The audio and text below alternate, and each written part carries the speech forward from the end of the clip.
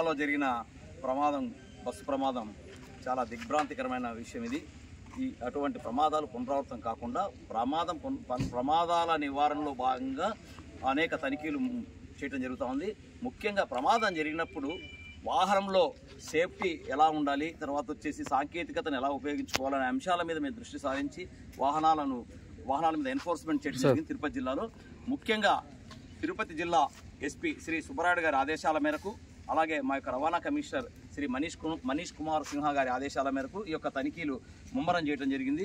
గత రాత్రి 20 బస్సుల మీద కేసులు నమోదు చేశాము. ఈరోజు ఉదయం కూడా 15 బస్సుల మీద కేసు నమోదు చేశాము. 14 ఈ యొక్క వాహనాలు సీజ్ చేయడం జరిగింది. ముఖ్యంగా రెగ్యులర్ చెకింగ్లో మేము వాహనాలకి RC permit, insurance, all India tourist permit, ఇవన్నీ ఆథరైజేషన్ అవి చూడటమే కాకుండా ఈరోజు సాంకేతిక సంబంధించిన అంశాలను క్షుణ్ణంగా పరిశీలించి ఈ వాహనాల మీద చర్యలు తీసుకోవడం జరిగింది.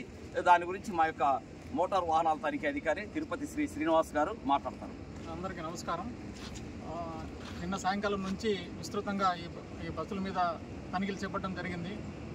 ఇక్కడ తిరుమల ప్రముఖ పుణ్యక్షేత్రం అయినందువల్ల చాలా దూర ప్రాంతాల నుంచి కర్ణాటక, తమిళనాడు, మనకి తెలంగాణ, సో అట్లాగే మన ఆంధ్రప్రదేశ్లో విశాఖపట్నం, శ్రీకాకుళం వంటి సుదూర ప్రాంతాల నుంచి కూడా ప్రయాణికులు వస్తుంటారు. ఈ ప్రయాణికులు చేరవేయడానికి ఆర్టీసీ కాక చాలా రకాలైన ప్రైవేట్ బస్సులన్నీ కూడా ఉన్నాయి. ఈ ప్రైవేట్ బస్సులలో ప్రయాణించే ప్రయాణికుల భద్రత దృష్ట్యా ముఖ్యంగా వాటికి అన్ని బస్సులకి అత్యవసర ద్వారాలు ఉన్నాయా?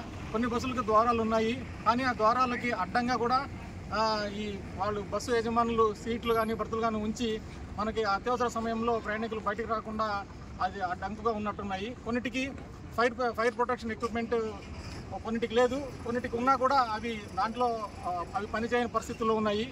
అట్లాగే కొన్నిటికి మనకి ఇప్పుడు అక్టోబర్ 1, 2023 నుంచి కూడా రిజిస్టర్ అయిన అన్ని వాహనాలకి fire detection and separation system అనేది ఉండాలి. మనకి కొన్ని వాహనాల్లో అది లేకుండానే అవి రిజిస్టర్ అయ్యి అట్లాగే తిరుగుతున్నాయి. అటువంటి వాహనాలన్నింటినీ కూడా ఈ తనిఖీల్లో మనం గుర్తించి వాటిని సీజ్ చేయడం జరిగింది.